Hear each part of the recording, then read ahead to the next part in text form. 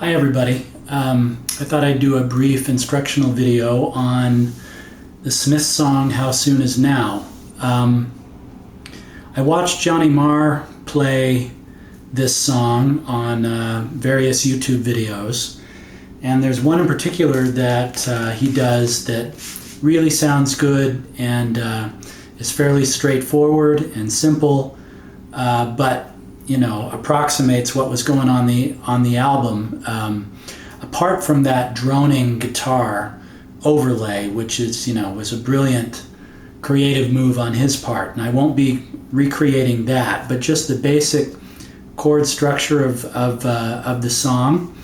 And I'm going to be doing it on, this is my friend's, who's not a guitar player by the way, his 1959 Fender Jazzmaster, which he had an acquaintance just give to him back in the mid-'80s in England.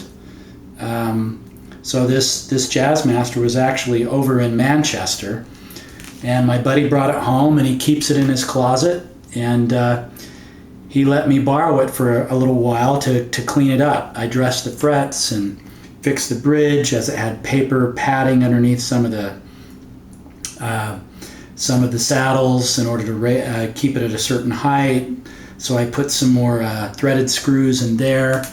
I cleaned all the corrosion off the frets and got the action nice and low. And anyway, it's just a wonderful guitar that has a great sound. So I'm going to use that for this video before I end up giving it back to him at some point. But you can see I've got the capo on the 2nd fret here.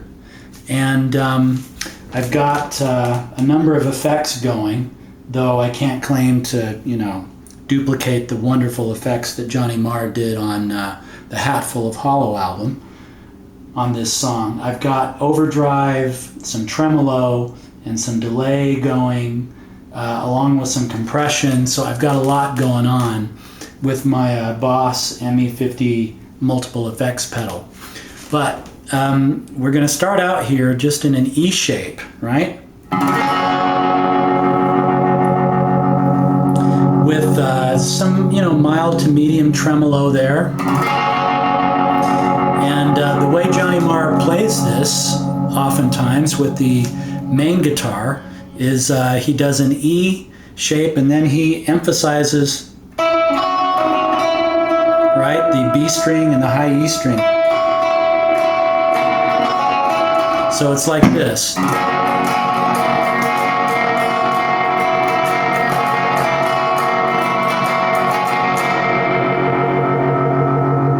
Right? Could you see that? And then what he does then with the slide up is, instead of playing a bar here at the 5th, which would be like that, I think what he does here is he just catches the low E string, leaves the rest of the strings open, and then does an E shape here. So you get this. Right?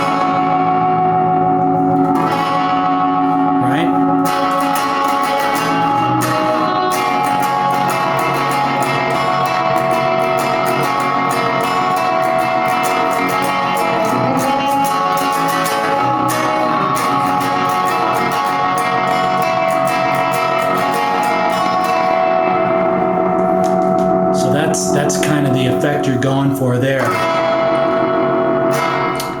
And then when he goes into the chorus, he takes the tremolo off and does some really interesting chords here.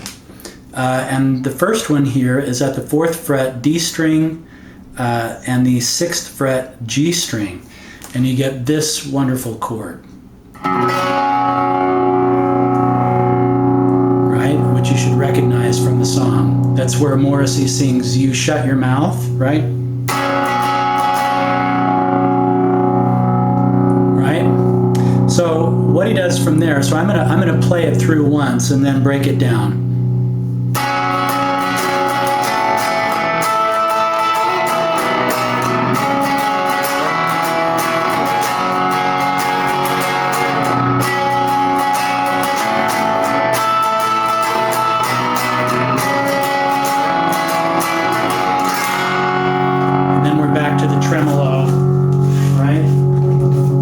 tremolo.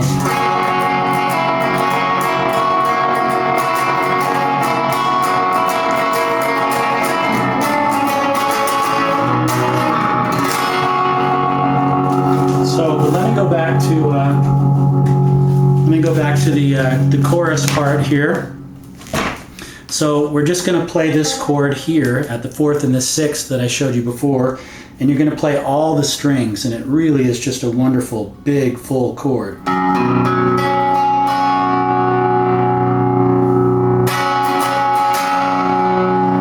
Then with your middle finger, you drop down to the 5th fret and catch the low E,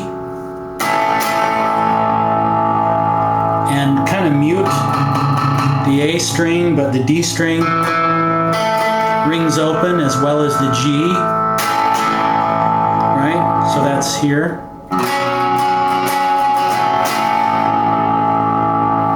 And then you use your ring finger and catch the high B and E string at the 5th. And you slide that up to the 7th fret.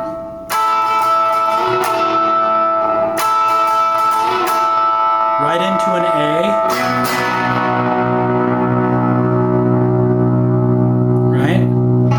And then we do, so that is at the 4th, A string, 6th, D string, and G string. Then we're going to slide that up to 3 frets.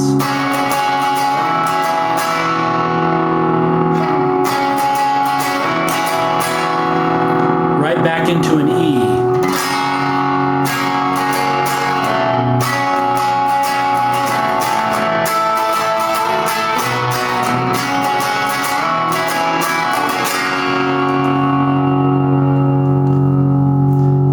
That is a really nice, kind of easy way to play this song and to play it effectively, I think.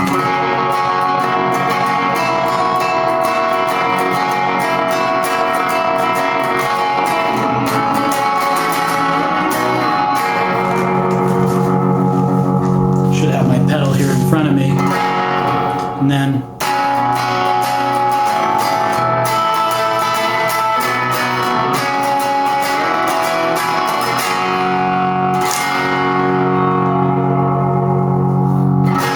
a lot of fun to play, and I think it sounds pretty close to what's going on that wonderful record.